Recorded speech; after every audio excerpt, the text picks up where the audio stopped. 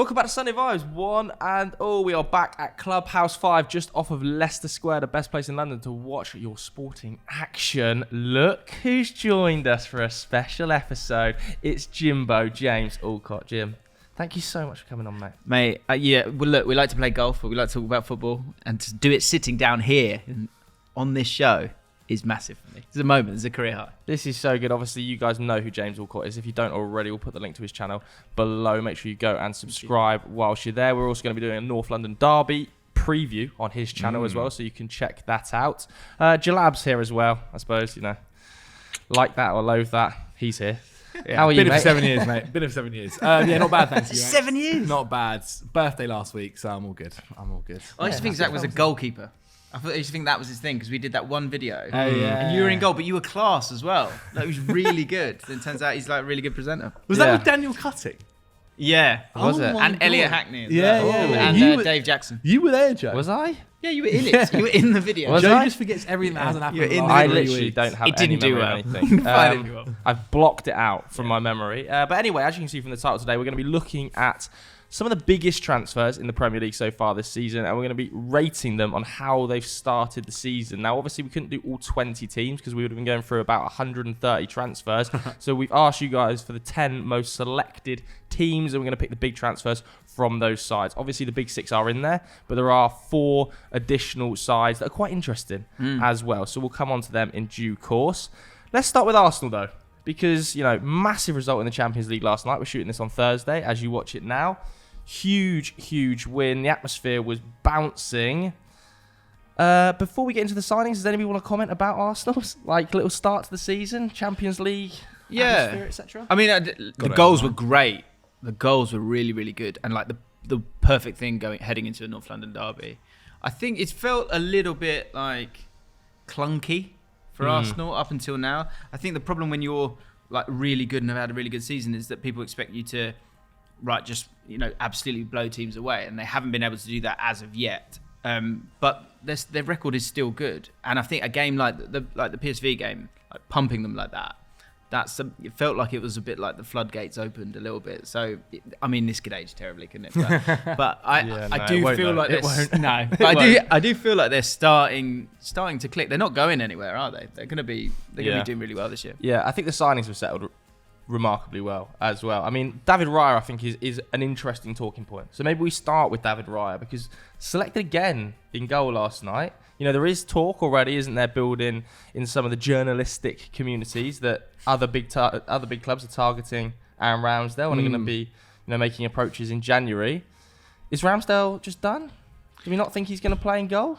I think it's an interesting way that Arteta keeps talking about it. You know, every other position has rotation. Do you believe him? I don't. I think he believes himself. I think he believes himself. Whether I believe. What, you believe he's properly. being genuine? I think he's being genuine. He's going to start subbing keepers off in the 60th minute. No. But I think eventually he's going to, and Raya is going to be the number one. Like, I think over the last few years since Ramsdale's been at Arsenal, but that's not what Arteta's said. Arteta's saying it's up for grabs. It's both for you. Which they'll come out subs in, subs out. It'll be when Raya makes it. Like, what happened? Okay, Ramsdale had a decent start of the season, made a mistake. Raya's now in. Raya will probably play a couple of games. If he makes a mistake, Ramsdale comes back in to kind of prove to them that this is like a fighting for the number one shirt here.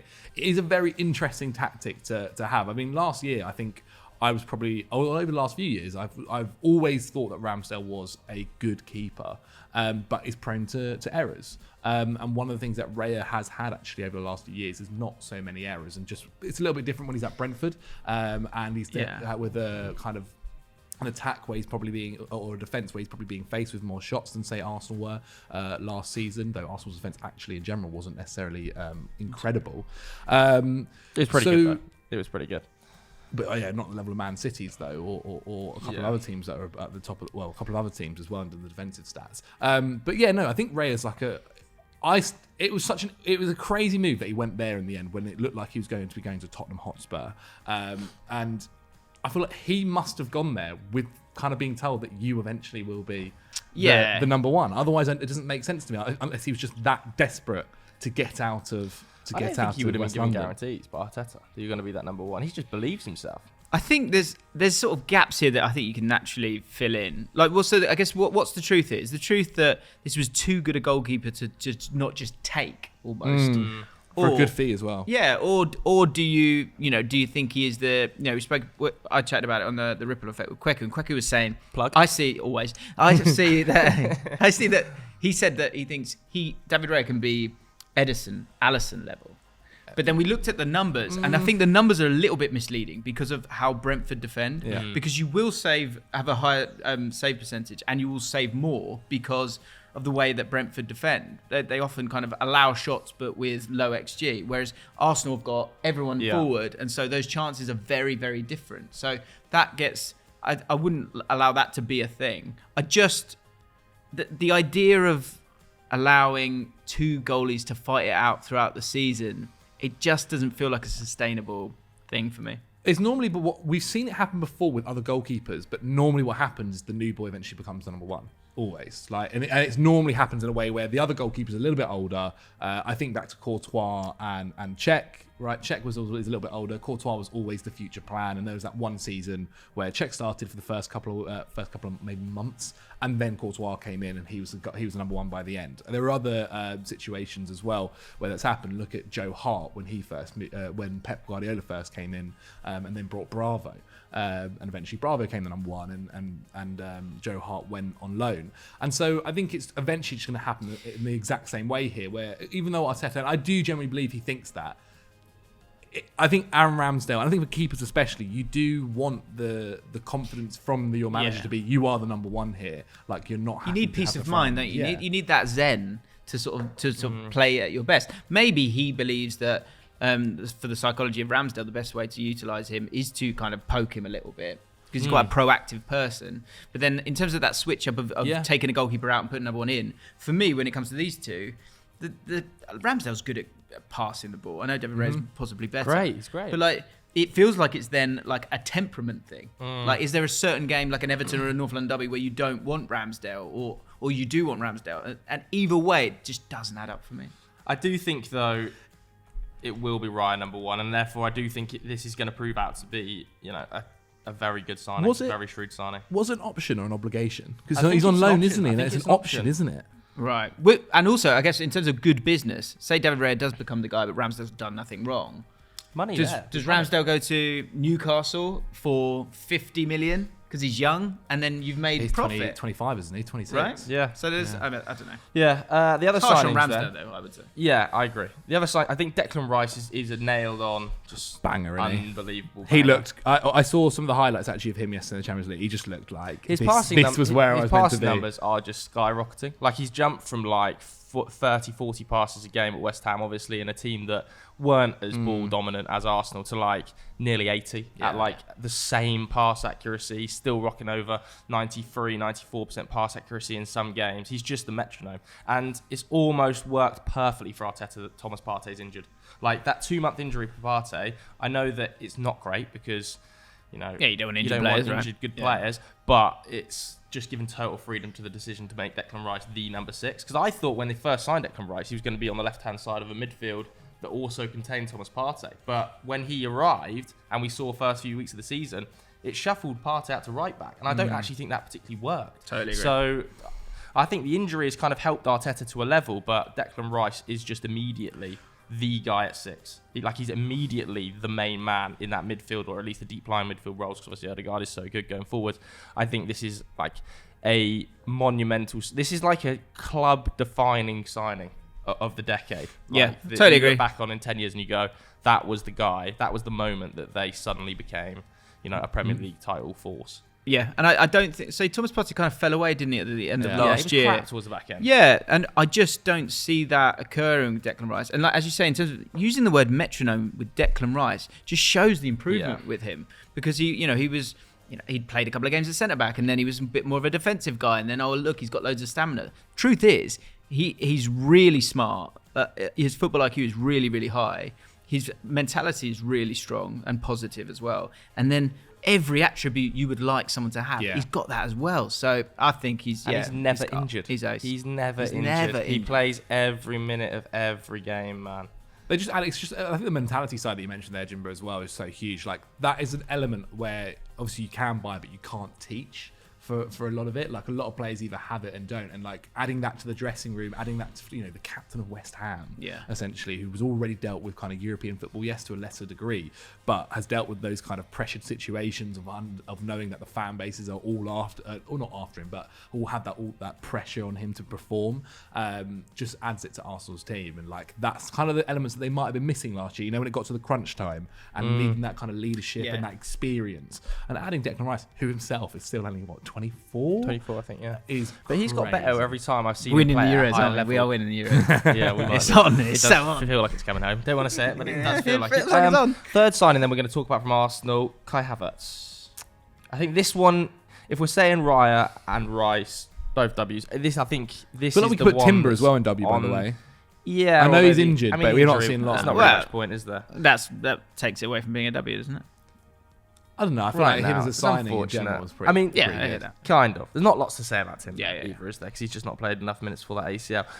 Whereas Kai Havertz, I mean, he splits the Emirates. He splits the Arsenal fan base.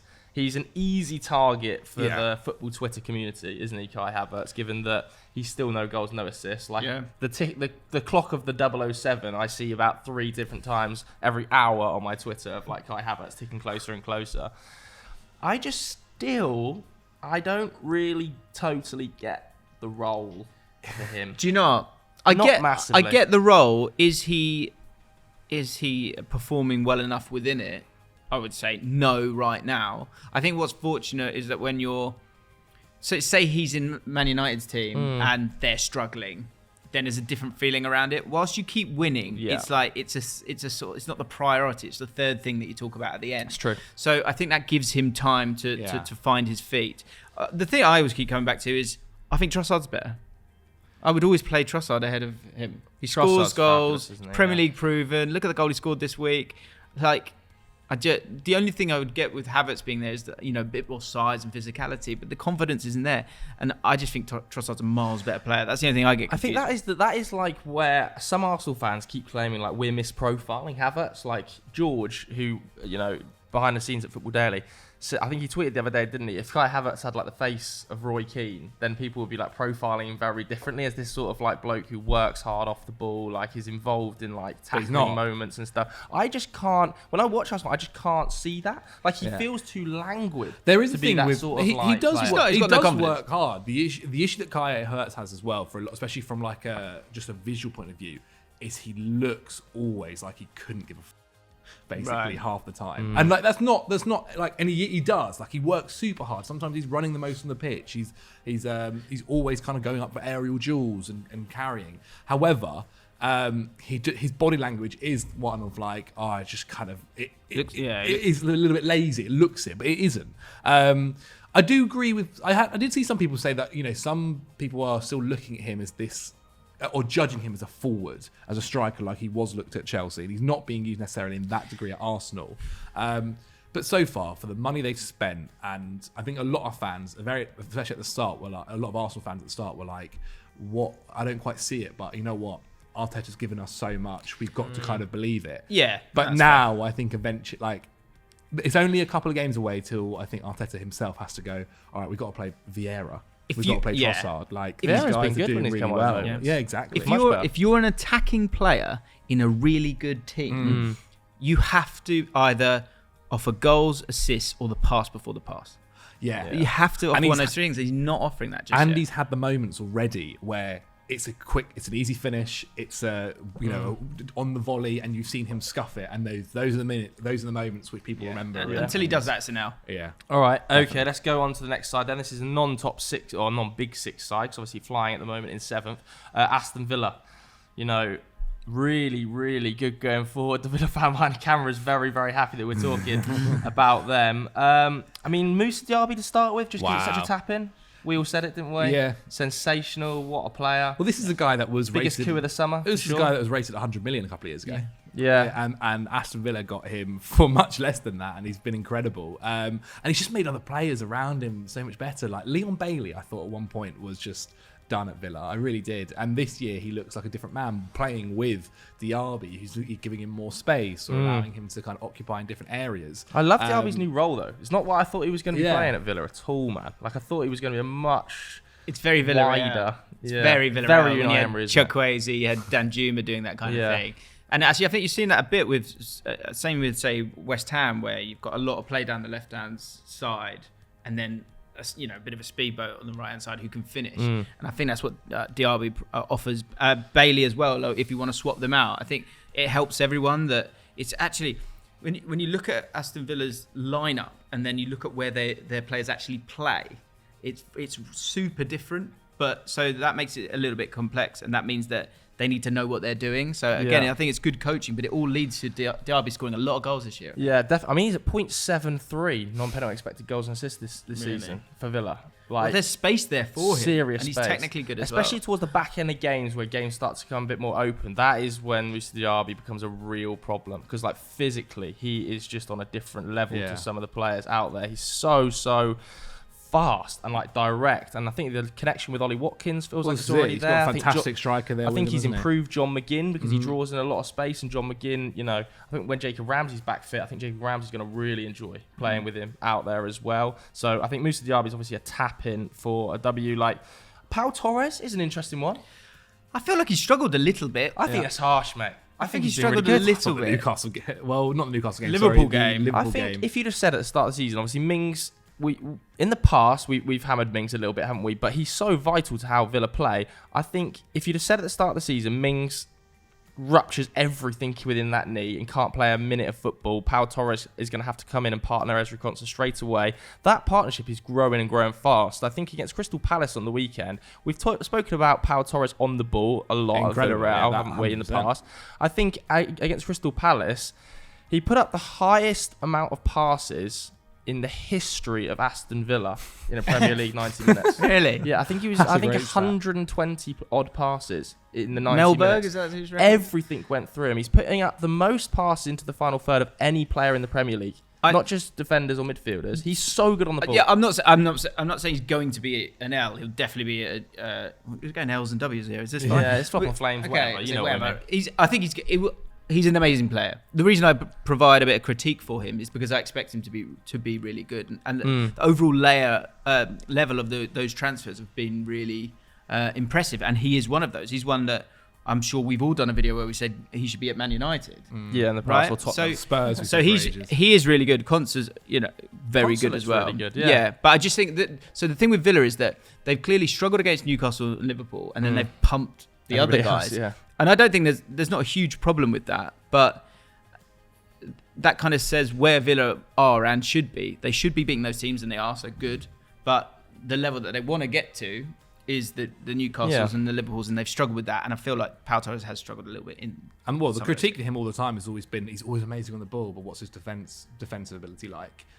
Especially when he's coming up against better attacking players. And so far from what we've seen, It's a good squad, It's isn't it? exactly where we kind of thought it was. It's Yuri Tielemans is having to wait his turn for a midfield slot, isn't he? I mean, Douglas Luiz, what a fabulous player. Him and Boubacar Kamara, that duo. John McGinn's also really had a big impact on Unai Emery's system, I think, as well, because he's so versatile. So, like, Yuri Tielemans, he's having to kind of wait his turn. I thought he was excellent when he came on against Palace, though. The two balls, the one for the penalty, that was, maybe a slightly questionable penalty, but the pass from Tielemans, I think that's where he's going to have big impact. So, I hope he's not kind of furious about not immediately coming into this Unai Emery system. I'm struggling to get him in there though. Yeah, definitely. If you know me, because Luis is great and he's So good. everywhere. He's absolutely everywhere. He's got better, season on season for them. McGinn is everywhere in a different way. You got to get Jacob Ramsey back in that team at some point for the left-hand side. It's a good time to be a Villa fan. Am I right? It's a good time to be a Villa fan. Yeah, man. All right, Chelsea. Jalab. Let's go 14th through for the Premier League. Some of the underlying numbers, though. Yeah. Some people are like, XG. But have you seen the underlying numbers? Yeah, but it does happen when you tend to be going behind in games. What do we think, Jalab? I mean, not many of them have had massive impacts. Caicedo hasn't really played, has he? Disasi's I think I said played one game. once, yeah. Disasi's played a couple. Disasi's Is this a been- typo? No, Joe's just obsessed with I just like winding thinks Zach that, up in Joe the thinks scripts. that he's awful. Right. I don't necessarily think Joe he's thinks that Disasi's awful. awful. I just don't think he should be Don't starting say it for on camera. Chelsea. If you're going to say it on camera. I just don't think he's I don't think he's one of your two best centre backs. No, Like, I agree, but he's Is he the playing, future, though? no. He's basically Okay. playing. What's he? Well, So we're talking he's about playing Axel right Disasi centre-back, here. isn't he? Right. We haven't clarified that. He's not, but in terms of the way that Poch is playing right now, he's the only one that's fit, isn't it? Really, like Fofana's out injured, Badiashiel's now back to. Well, we could play single training Thiago again. Silva and Levi Cole as a back two, as a central. But he back- doesn't seem to. centre-back. Like, but why that's- not? that- And then Chilwell as a left back. I just don't get You it. know what? I don't If you can ask Pochettino that, I would for me, love mate, to. I would. Be, I just don't that'd be understand great. it. Like, I That'd be think helpful. Levi Cole is such a good centre back. I don't think he's such a good left back. Yeah. And I think Chilwell's really good in that role. And- I don't totally understand it. You've got Maatsen who can play there. I think I'd rather see Maatsen at left back.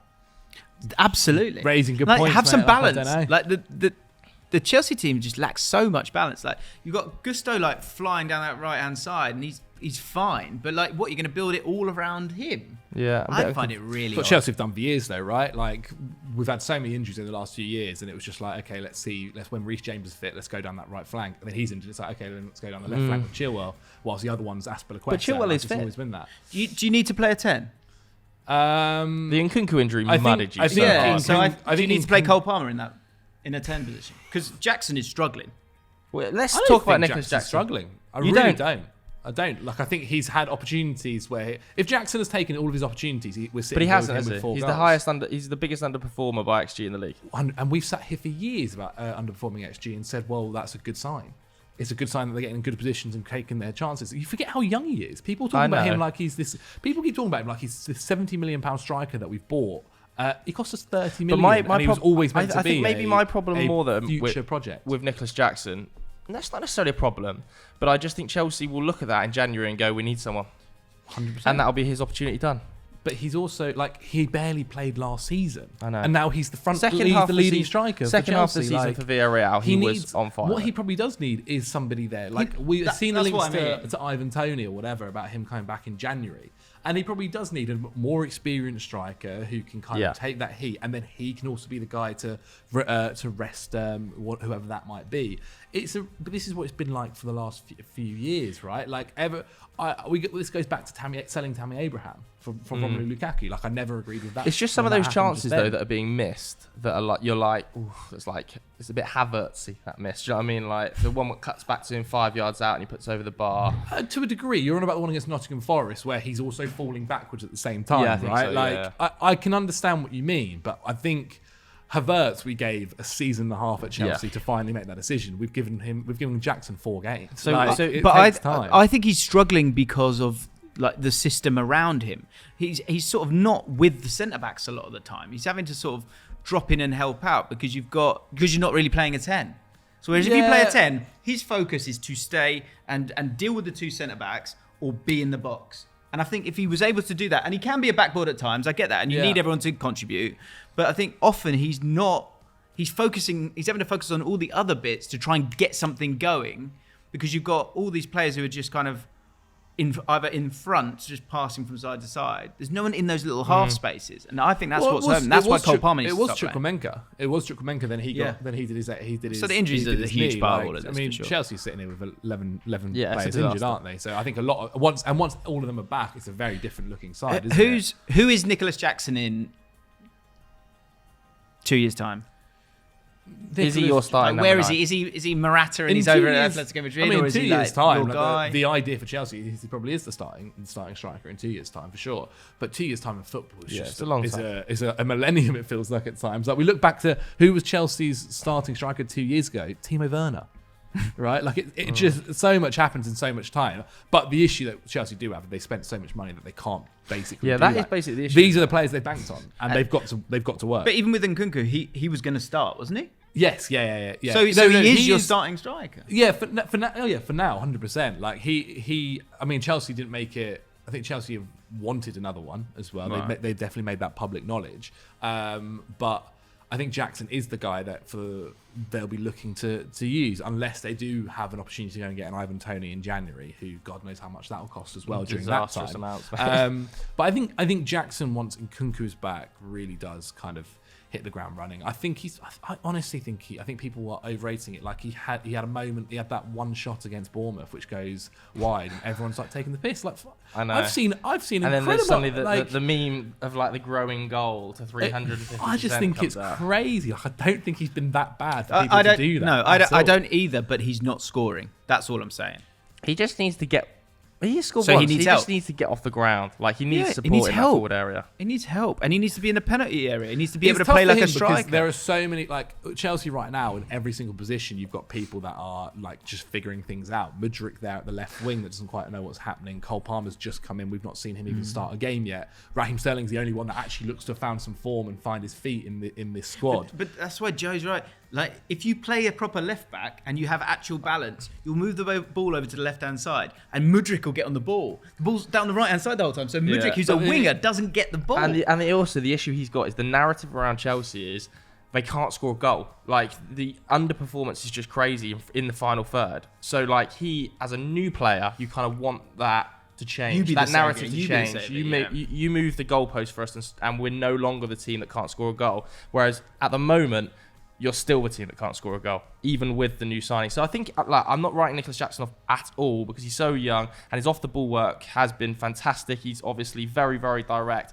but I just worry for him with the narrative around Chelsea that he gets caught up in it a little bit, and by January He's so young, he's benched. Man. Yeah, I think if he's benched in January by Ivan Toney, I don't think that's a bad thing. But do you then see him having a Chelsea career? Like, yeah, for sure. Like Chelsea's plan is to get back into European football. Like we can't go into the future of having just an Ivan. Like this is saying that happens, but having this one experienced striker.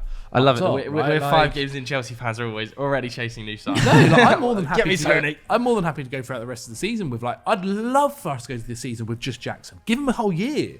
God, the guy played half a season last year for Villarreal.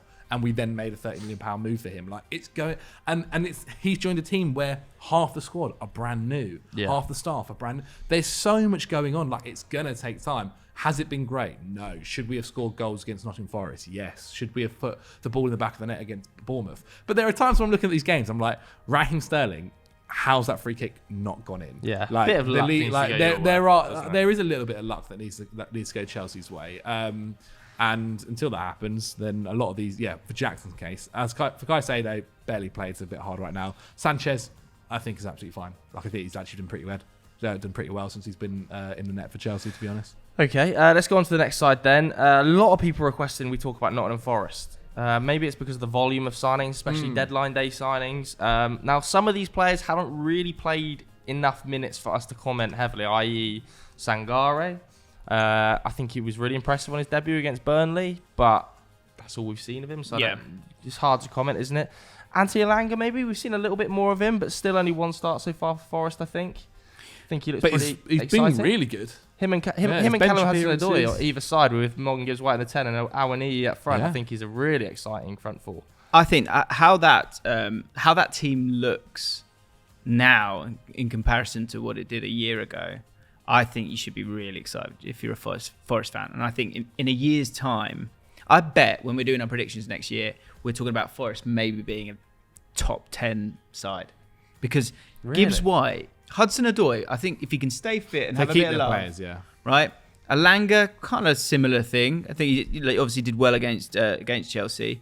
Awoniyi is... he's Lukaku at West Brom. Mm-hmm. He's awesome. That you're going that hard? I think he's really good. Like, what's he not? Yeah. And also, this is the thing that's always important. Level, isn't he? Maybe. But what's always really important with this is the pressure that is put on these players. And when you're at Nottingham Forest, who the aim here is to have fun, win games, stay in games against those top sides, which they've shown that they're capable of doing. You can sneak a lot of points and it can be really good fun. And that leads to players playing better than they have done when they've been at those big clubs. So I think they've done brilliant. Sangare is a really good sign as well. Ola Reina, what do we think? I really like Ola Reina. I was surprised he hasn't played that many games for Torino last year. Maybe I don't know why. But when he was at Fulham, I remember thinking, I can imagine him pinching an England cap. Really? Never being like an England starter, right? But I can imagine him pinching an England cap. Yeah. Well, Like he's very versatile, steady. isn't Very he? Like versatile. can do left wing back, can do right wing back. I think he's been really solid so far for them since he's the Chelsea start of the Academy, season. right? He was Chelsea Academy. He's the academy of like Tammy Abraham, and those. That's why he'll know Callum Hudson-Odoi really well as well. What a goal he scored! I mean, Yeah, Callum Hudson-Odoi. I really hope it works out for him, man. Like this is somebody who has been. He's had a bit of time, to be quite honest. Had a bit of a bad time over the last few years in terms of having the injuries that he keeps getting, then going to Leverkusen, it not quite working out for him there on loan. I think it's nice that he's kind of got a place now he can just stay at, not have to worry about like, God, I've got to go back to Chelsea and will I be there the next year and what's my future there? He started super well when he first came through, and if he can keep going, what a fantastic goal he scored on Monday. Yeah. I think for Elanga and for Hudson-Odoi, I think you've seen it with Gibbs-White. Like go somewhere that Nottingham Forest is a huge club, right? And the atmosphere looks amazing at the City Ground as well. And go and be the guy. Like being They'll the guy love Callum is Hudson-Odoi, though. and those kind of players, they want that to be put on them. And I think I'm really excited about it. Manchester United. It's a good time to talk about them because obviously last night 4-3 loss against Bayern Munich. Let's just start with Onana because he was the headline maker last night, an absolute stinker against Bayern Munich. Just kind of released all the pressure that United had built up in the game up to that point. I think it's 6 games now, 14 goals conceded, the most of any goalkeeper in the Premier League across the opening 6 games of the season. Am I crazy for thinking he's not been as bad as people are making out? I think that's a stinker last night. You can't deny it. No. That's Yeah, cost United the one basically last the game. night for sure, and like he said it himself. The issue he's got, mate, But is I think that his defence has absolutely got awful. I think the issue he's got is every shot that's coming his way, is a massive chance. It's what I It's mean. like 6 yards out, centre of the goal. It's about 0.7 XG. Yeah. Like against XG, if you stack it up in the Premier League, I think he's conceded 10. And he should have conceded 9. Like, to have conceded 9 XG across the opening 5 games of the season, I think it's 15th or 16th in the Premier League. It's seriously bad stuff from the defensive unit. I mean, the issue obviously is abundantly clear. The midfield gets sliced through like a knife through butter, and every chance results in ball played out wide, cut back to about 8 yards out from goal, as we saw with Serge Gnabry, and he's shooting. And what can you expect Onana to do from that range? Very little. I do think, though, his shot stopping has underwhelmed me a little bit. But it was never. But this was always the thing with shot stopping's Onana. I think everyone. I actually remember when he came in, people were saying that like his shot stopping isn't David De Gea. His ball playing ability, he's one of the best in the world, and he's incredible at that. And if you can get that from him, everyone ignored you're that. laughing. Everyone ignored that. But his shot stopping isn't David De Gea, and like David De Gea's shot stopping legitimately was great. He also himself was prone to errors as well, especially last year. He was definitely not at the peak of his powers. But Onana has had throughout his entire career. When he was at Ajax, he would make really silly mistakes. Yeah. But he could play the ball, so he might actually be able to create you a goal to kind of put up with. And that. it's just such a high profile. It does position. seem like a lot of United fans didn't quite realise. Everybody that he can is do so this. high profile. And Like, you- everybody watches every game. Every Definitely. Exactly. Yeah, exactly. definitely. And you're not in a position as a team throughout to play Onana ball. Yeah. You know what I mean? I think Yeah, two things yeah, very two true. things come to mind when it comes to Onana. I agree with you. I think he's made one absolute howler there. The problem with him is the noise when he came in that he was. I think he got massively overhyped coming in. I think he got massively overhyped. There was like this. Everyone's like, this is it. This is the We've fix. now. This Yeah, is the final piece because this guy can kick the football. Like, I don't. So the noise was too much. I don't think it's not even fair on him. The problem is he's quite dramatic. He is quite dramatic. Yeah, he is. Right? He's a showman. Yeah, He is a bit, yeah, He's he quite is a dramatic and loud. He is not Van der Sar. No. He's Barthez. Yeah, Right? he's very Barthez. He's very Barthez. So when that happens, his behaviour, be it the Man United Arsenal game when he goes crazy because Rashford scored the goal, and it's very loud, and then 2 seconds later Arsenal score a goal, or even the goal, or even yesterday, right? The goal goes in. He's like head is down for quite some time. It is, it's all very loud for a Performative goalkeeper. as What did you well, think yeah. of the Yeah. Maybe that's request just to the way do he the is, post but- match? What's Yesterday when He asked CBS said no, could he do the everybody else, I'm doing the Yeah. post match interviews. I mean, fine, but again, it's very loud. You don't like loud goalkeepers. I don't think it's helpful. Like the best goal, like okay, Alisson, Ederson. Name me great goalkeepers aside from Peter Schmeichel, which was in a pre-internet era, right? Being that loud goalkeeper for me is a wee bit dangerous. Yeah, Ramsdale to a level I think suffers from it a little bit. He's quite dramatic. And Pickford, very dramatic goalkeepers that like when they make a save they're very buoyant, or when something goes wrong then they're quite dramatic. Exactly. And I think they do get highlighted, and I think the same will happen to Onana. But I do think some of the noise around him being a disaster has maybe been a little bit false, just because of the defensive unit in front of him being a catastrophe. I think that's a really important point, because say you put Onana in Man City's team. They've got 70% possession. Exactly. It's so much better. They're facing two shots a game, and he's having 100 touches a game. So you go, wow. Yeah. Whereas you can't do that with Man United. No, exactly. The other signings then, we can't really talk about Mount because he's only played 150 minutes of football before his injury. He's back now, isn't he? Is he back? He started training yesterday, let's see. Play him on the right wing. Play him on the right wing, I agree. Amrabat, obviously, we still haven't seen yet in a Manchester United shirt. I do think there's big pressure on him to solve an awful lot of issues in that midfield with Casemiro looking leggy. I actually think one of the more bizarre little quirks of the transfer market so far that Sergio Reguilon's been okay in his 2 games for Manchester United. I thought he was one of the better United players against Brighton, and last night I actually think he did a decent going forward job. I think he also he like provides quite a lot of energy. He's pretty aggressive off the ball, which is more than I was hoping. I was expecting like base 0, so like maybe that's the reason I'm a bit more impressed.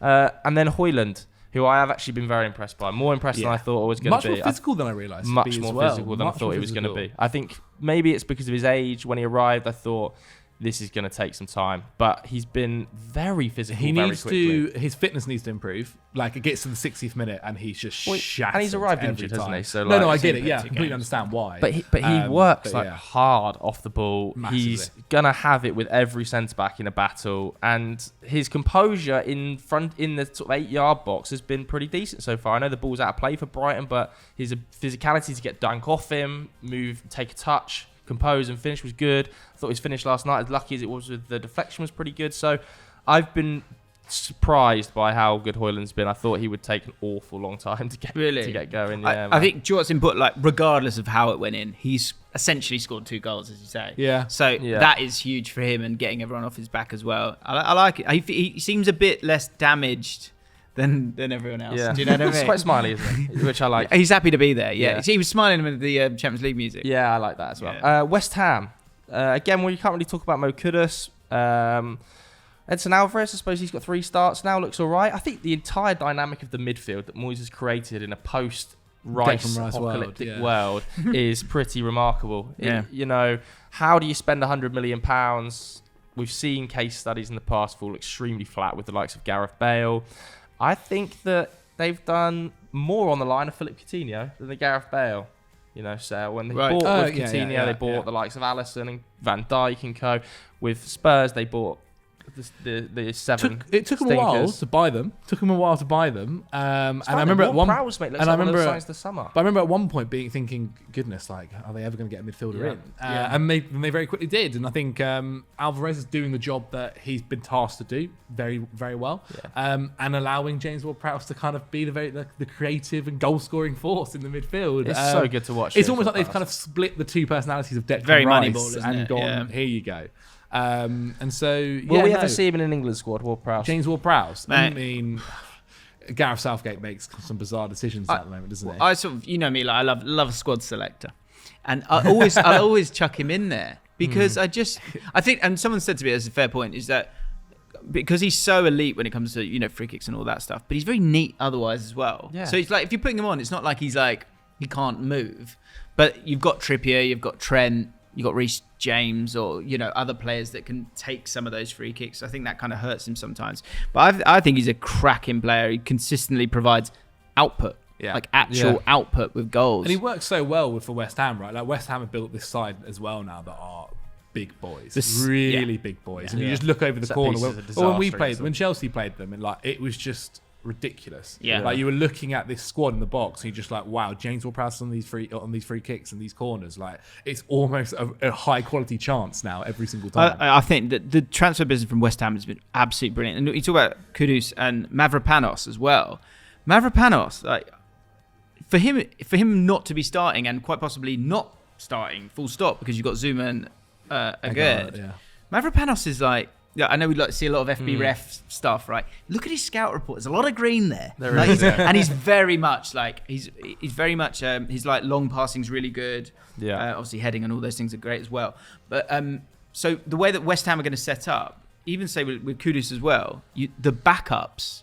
I don't know if Kudus is a backup or not, but say he's a backup for Jarrod Bowen, he could be really painful for the opposition there. But also to replace Antonio as well at times because his hold-up play is pretty good as well. So, yeah, I think West Ham could do really well as well. Yeah, I totally agree. Liverpool. We should start with Szoboszlai, really, who looks just fantastic, doesn't he? Wicked, man. Like, he's so versatile. He runs works hard constantly, which I think is obviously a big part of a Jurgen Klopp system, isn't it? That midfielder has to be able to work extremely hard. But his quality on the ball is just marvellous, man. Like, such a good passer. So calm and composed in possession. Yeah, they've obviously got another gem there, haven't they? Like, I think it was always known, like though. I feel like a lot of people, at least maybe we all loved him, we all kind of thought he was a fantastic player at Leipzig last season, and he's someone that if he got a move would be. I still remember it now, thinking that I thought nobody would go from this summer, and they would wait and see if he could do it again, and then he'd be the big money move next year. And so it was really smart for Liverpool to go and get him. Dougie's still not convinced about Liverpool, is he? So like, I think he's not convinced about them defensively. But I think that in large part of that is because of the midfield, isn't it? Like, is the balance still there against good sides? Like, what midfield do you play away at the Etihad? Who are the games they've played so far? They've played, obviously, I know they played Chelsea. Have they played any other of the high attacking side so far? Yeah. Away at the Etihad. I mean, like, do you have to play Endo? Like, we've seen them at, like, let's say Wolves at the weekend, for example, where they play McAllister and Szoboszlai as a 2 and then much more advanced 4. Yeah. You could play a box. You can't do that as well. You can play a box. So you could play. It depends how good he believes Gravenberch is. Do you want his energy with Endo, or do you want McAllister's kind of neatness with Endo? I think you'd play a probably double pivot there. The thing is, Szoboszlai could play as a 10 as well. You could do that. Yeah. Play off the wing too. So you could, because you're going to have Salah, you're going to have a front 3. So you could go 4-3-3, but play him as a 10. I think that's the thing I like about Liverpool the most is, and we've seen it, like, from an attacking point of view, or to a point, to a defensive point of view, say like the Newcastle game, changed it. Wolves game, changed it at half time when it wasn't working for them, and severely changed it. Not like Man City, it's exactly the same, tweaks, but it's like a full scale change because they've got a lot of different profiles in that team. So I get what you're saying in terms of that question, but for me, it's more like, do they have enough answers all the time to beat everyone else? And they've just got so much firepower. Yeah, when you're bringing on they're Nunes, going to score 3 goals every game. Like, the chaos energy that he I just brings can't to that see field is teams keeping them out. Like, I don't see teams stopping them scoring. I agree. And I think Szoboszlai is a big part of that. I think his creativity in and around the midfield areas is obviously Liverpool's player of the month this month. They've only conceded one more goal than Man City so far. But the opposition, I mean, Man City's They opposition played Newcastle. They played Newcastle as well, didn't they? With 10 men. They I don't know how that happened. I'm not saying I'm not saying it's a good defense. I think like the best form of defense is attack. Yeah, I would agree with that. Manchester Ball City then. We've seen, I mean, Kovacic just fits in like a glove, doesn't he? Because he is basically just the ultimate Pep midfielder of just ball retainer. Yeah. But Doku, I think, has been a real bright spark for them. I think it's rare to find a winger that can play on both sides and is so direct. I really like Pep after the game. And I think it was Rodri, maybe? Their quotes talking about, like, we want to see more of his personality. He's coming in, he's a little bit shy. We want to see more of him on the ball, one-on-one. Because a one-on-one, you're dead against Doku. He's just incredible in those 1v1 situations. I think the West Ham game was, like, worrying for the rest of the league. The fact he was just immediately able to get on the ball, just dominate the fullback in a way that, where does Grealish play? Like, kind of question. Like, does Doku... If everybody's fit and KDB's back, like, does Doku now start over Jack? Does Doku play in the big games, or does Grealish play in the big games? Because Doku against maybe the other guys, the small teams, where you think they're letting you kind of have it and playing that low block like that. He's just going to destroy them. It's a really good point. But against the better sides, do you want someone with a bit more ball retention? But I think what it is another. It's kind of another way of beating teams for Pep, and that's like so worrying. That it's just another style. Okay, we can't pass you to death. Jack's not drawing the fouls. stick Doku on, he's going to beat 3 men and we'll just score that way. I think that the thing that's so impressive about Man City is that they've won it all. And generally there's an understanding, you go, okay, well, let's kind of keep it the same. He's changed it. Yeah. Because he knows he kind of has to, because that's modern football now. And it's all the changes that he's made are pretty clever. He sort of like leads the way, lets everyone catch up, and then changes it to deal with that, which he's created. Years now, isn't it? We saw it last year with the full even backs. Gvardiol, just like a glove in the left back / left centre back role at times, just so good on the ball. Do you think Nunez will actually have any kind of impact? I thought he was alright in the Champions League. I thought he fit in pretty well. I think, but it's just I think they got to a point where they were like, okay, what if we get another injury? Like Kevin De Bruyne now is at a point where these injuries that he's getting are long term. They're keeping him out for a little while, especially after that Champions League final and now the first day of the season. And then once that happens, you're looking at a midfield that has to rely on Kovacic, who's now injured. And then again, you're looking at your midfielders and thinking, okay, we need another body. He's somebody that's still young. Pep's loved him now for a couple of years, obviously when he was at Sporting.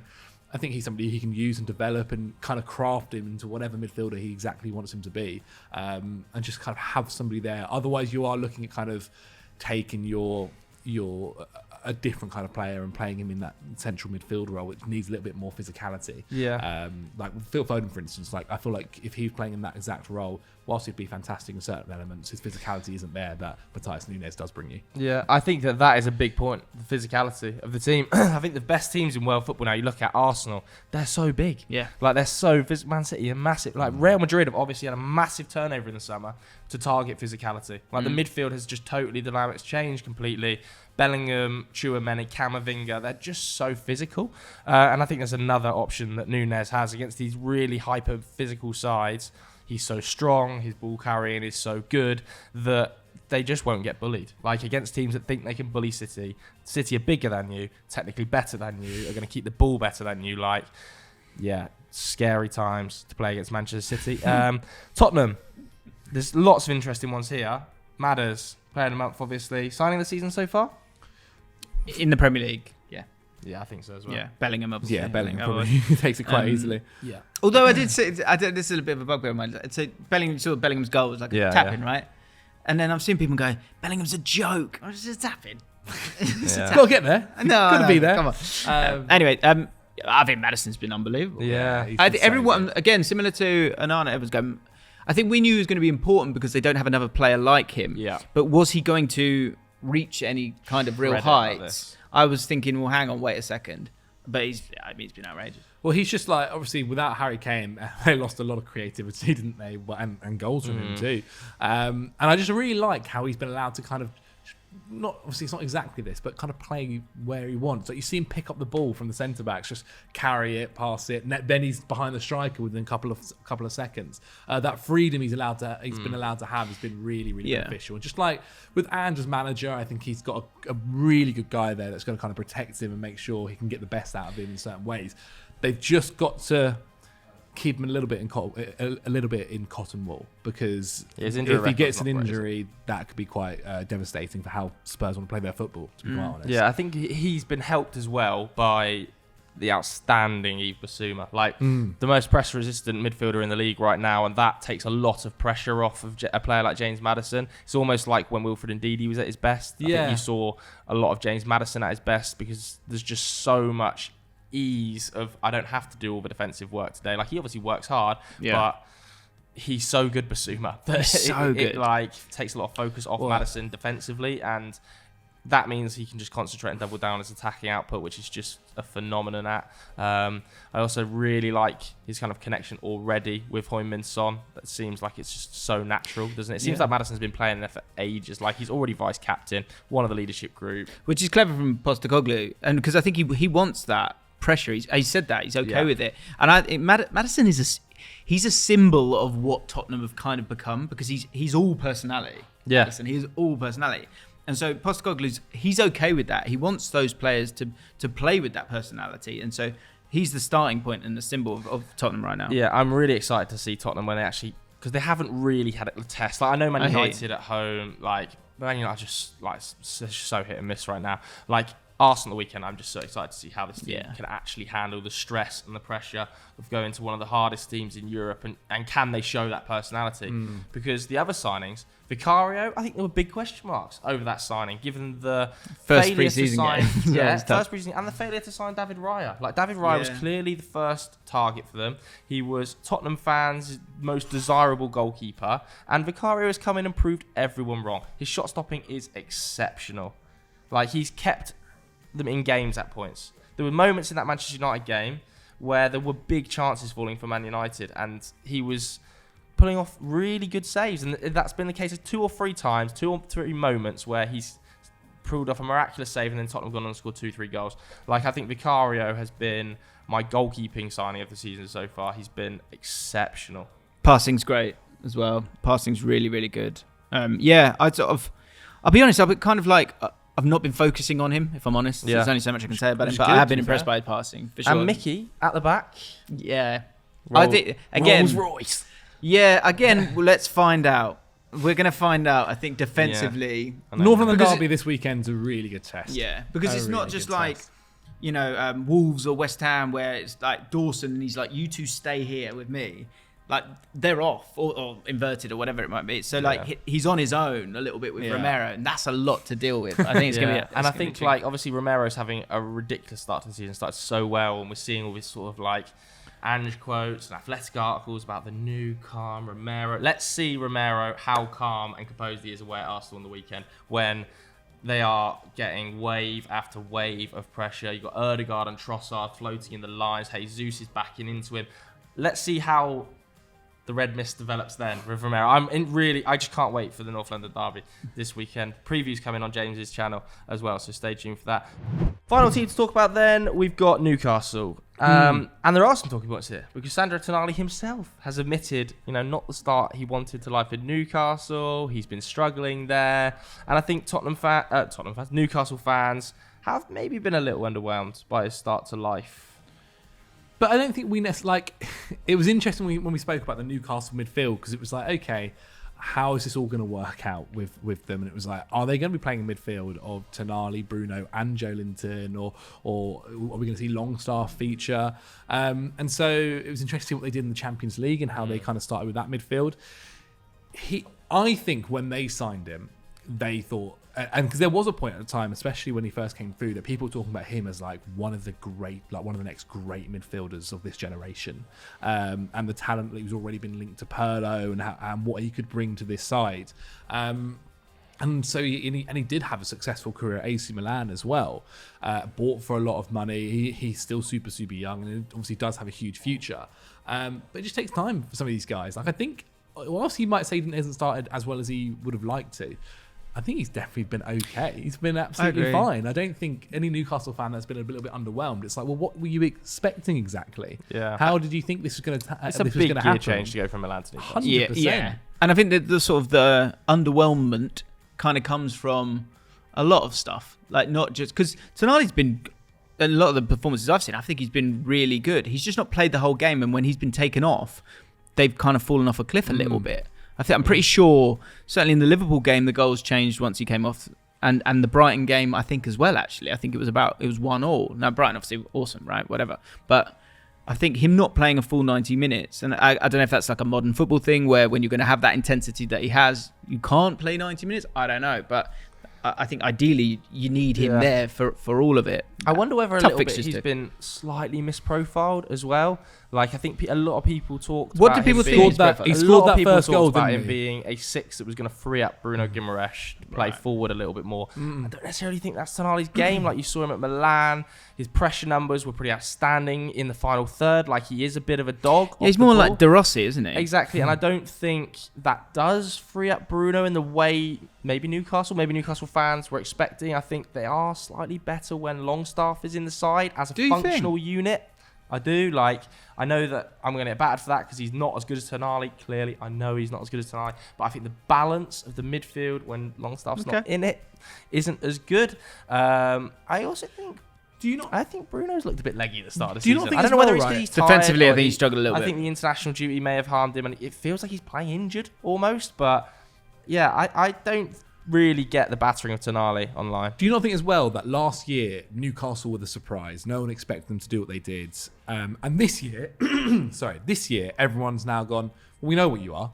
Like, do it again and do it better because you're in the Champions League now. It's totally it's a little bit like, well, if you're not beating every team and only losing once or twice or 4 times in the season, well, you're now and not physically as good, dominating. Yeah, everyone. you're not as good as last year, and you've now also got to deal with more games. I think there is just an idea now that we have a different outlook on Newcastle, where we're expecting them to be much better. We're expecting them to kind of challenge Brighton away, even though we know Brighton are fantastic, to beat Liverpool at home. And so because of that, I feel like people's outlook on them is very different, and they're expecting a much different way of their results going. I think that's crucial. Like, people get me wrong when I'm talking about this with Newcastle. Is like, for me, this isn't like having a go at Newcastle. These are caveats. So the caveats of one, the fixtures are difficult. Liverpool, you should have beaten them. They had 10, and so that makes it even more disappointing. Brighton, we've said a couple of times, they're great.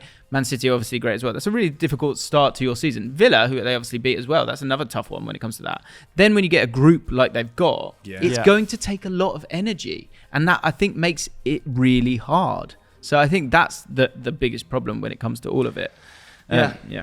So people get a bit sensitive about it. I totally agree. All right, there we go. That was the 10 teams you guys selected on Twitter for us to analyse the biggest signings of, whether they've been hits or misses. I hope you enjoyed it. It was, a bit of a ramble, but why not? People like that. If you haven't already subscribed to James Alcott's channel and checked out the Ripple Effect as well, we'll put the links to that in the description below. It's well worth doing. Also, we've got the North London Derby preview coming on his channel, so go and watch that. Zach, don't care about plugging you. Thanks very much for watching. See you later. Goodbye.